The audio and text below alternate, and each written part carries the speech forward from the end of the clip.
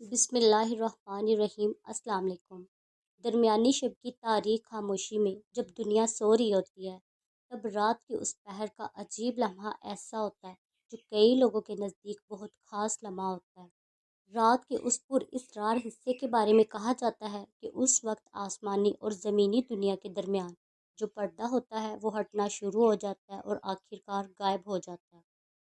یہ وہ جادوئی اور پر اسرار لمحہ ہے جس کے بارے میں نکولا ٹیسلا نے کہا تھا کہ اس وقت خدا کائنات کے رازوں کو سرگوشیوں میں ظاہر کرتا ہے۔ اس لمحے کا کائنات کے ساتھ کیا کنیکشن ہے اور اس خاص لمحے کو نکولا ٹیسلا نے سب سے اہم لمحہ کیوں کہا کہ جس لمحے ایک انسان اپنی زندگی بدل کے رکھ سکتا ہے۔ جانتے ہیں وقت کے پر اسرار لمحے کے بارے میں جس وقت ہر رات ایک معجزہ آپ کے سامنے ہوتا ہے۔ رات کے اس پہر کا خاص راز جاننے کے لیے ویڈیو کو آخر تک ضرور دیکھیں۔ اگر آپ میرے چینل پر نئے ہیں تو چینل کو سبسکرائب کر دیں اور بیل آئیکن کو پریس کر دیں تاکہ اس طرح کی دلچسپ اور انفارمیٹیو ویڈیو آپ تک بآسانی پہنچ سکیں۔ رات کے اس پہر وقت اور سپیس کے درمیان پردہ حائل ختم ہو کر وقت اور سپیس ایک ہو کر جڑنے لگ جاتے ہیں اور کائنات کا ذرہ ذرہ انسان کو بتانے لگتا ہے کہ اے غافل انسان اٹھ کھڑا ہو، دیکھ تمہاری کامیابی تمہارے سامنے ہے۔ نکولا ٹیسلا ایک دور اندیش اور ذہین انسان تھا جس نے کائنات کے بڑے بڑے رازوں کو حل کیا۔ آج سائنس نکولا ٹیسلا کی تحقیق کے بغیر ادھوری ہے۔ نکولا ٹیسلا کی ذہانت اور کامیابی کا راز ان کے سونے کی وہ عادات تھیں جس کو اپنا کر وہ ایک کامیاب انسان بنا۔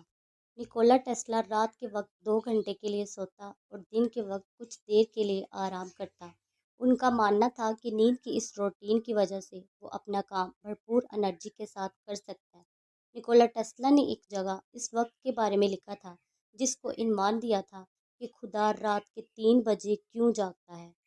یہ عنوان کسی کے سمجھ میں نہیں آیا، لیکن جب اسے ٹیسلا کے نظریے سے دیکھا گیا تو بات واضح ہونے لگی کہ رات کے 3 بجے کا یہ وقت ہی 24 گھنٹوں میں سب سے زیادہ طاقتور اور اہم وقت ہوتا ہے، اور اس وقت جاگنے والا اپنے اندر عجیب سی انرجی اور طاقت محسوس کرتا ہے، جیسے کوئی اندیکھی قوت اس کے جسم میں داخل ہو کر اسے اپنی زندگی کا پورا نقشہ سمجھا رہی ہو۔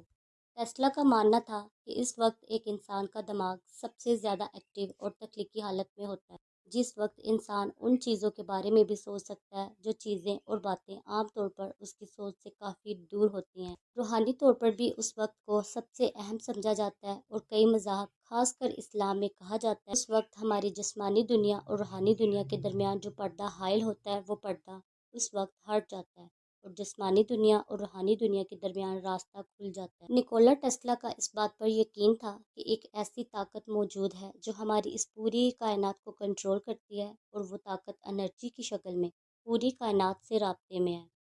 اسی لیے نکولا ٹیسلا نے کئی مذاہب کو اسٹڈی کیا، لیکن ان کے مطابق جس مذہب میں اندیکھی طاقت یعنی خدا کا تصور سب سے مضبوط اور حقیقی ہے وہ اسلام ہے۔ قرآن و حدیث میں کئی جگہ پر اس وقت کے حوالے سے اشارے بھی موجود ہیں کہ صبح کے 3 بجے کا یہ وقت انتہائی اہم ہوتا ہے۔ یہی بات نکولا ٹیسلا سمجھ چکا تھا کہ وہ ان انرجیز کی تلاش میں تھا جو انرجیز ایک انسان کو اس اندیکھی طاقت کے قریب لا کر کھڑا کر دیتی ہیں۔ اسی لیے نکولا ٹیسلا ہمیشہ صبح کے 3 بجے جاگ کر اپنے کام میں مشغول ہو جاتا تھا، کیونکہ موجودہ سائنسی ریسرچ کے مطابق یہ وہ وقت ہوتا ہے جب ہر وقت مکمل خاموشی کا راج ہوتا ہے اور عجیب سا سکون فضا میں پھیلا ہوتا ہے، اور اس وقت انسان کا دماغ سب سے زیادہ ایکٹیو اور اس کے سوچنے سمجھنے کی صلاحیت کئی گنا بڑھ جاتی ہے۔ اسلام میں صبح کے 3 بجے کے وقت کو تہجد کا وقت کہا جاتا ہے۔ ایز اے مسلم ہم سب تہجد کے بارے میں تھوڑا بہت تو جانتے ہی ہیں، مگر آج بات تہجد کی ہے تو ذرا محبت سے سنیے گا۔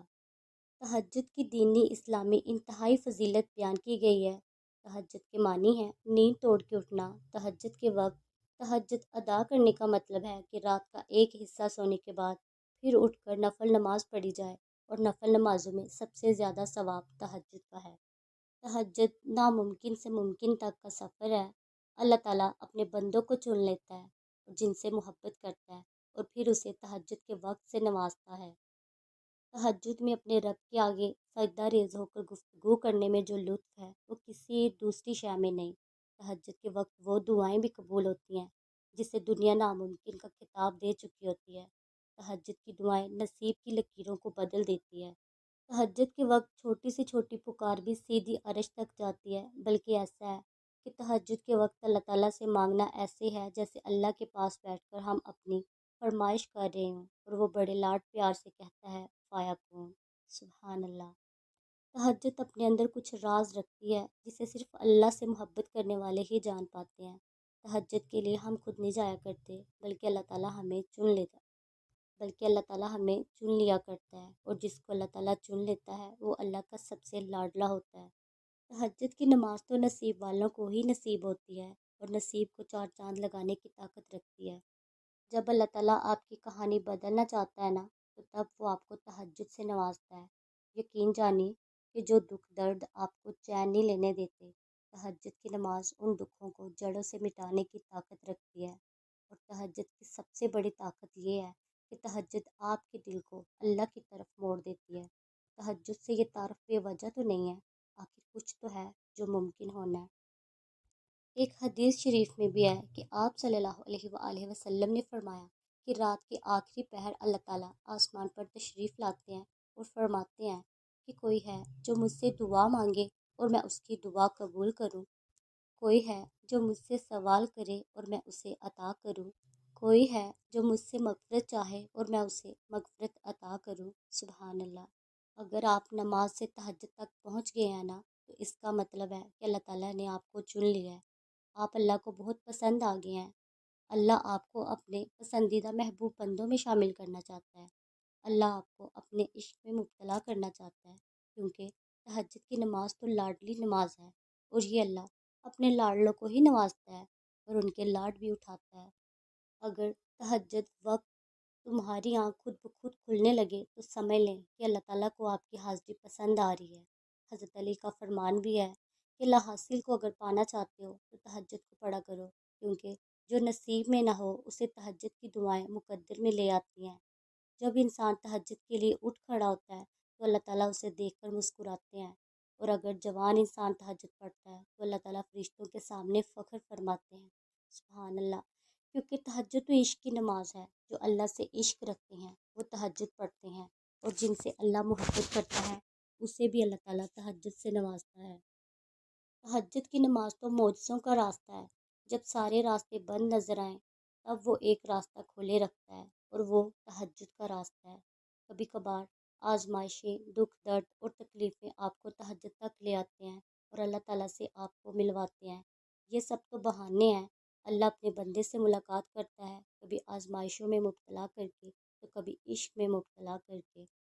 ہم سب کو اللہ کا خاص اور محبوب بندہ بننے کے لیے تہجد کی نماز ادا کرنی چاہیے، کیونکہ تہجد کے وقت اٹھنے والا انسان بہت ہی خوش نصیب ہوتا ہے۔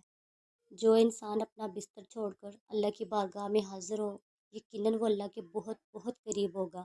تہجد میں مانگی ہوئی تمام دعائیں قبول ہوتی ہیں، وہ بھی جو کبھی ممکن ہوتی نظر نہیں آتی، مگر اللہ تہجد کے وقت ایسی ایسی کرم نوازیاں کرتا ہے کہ انسان سوچ بھی نہیں سکتا۔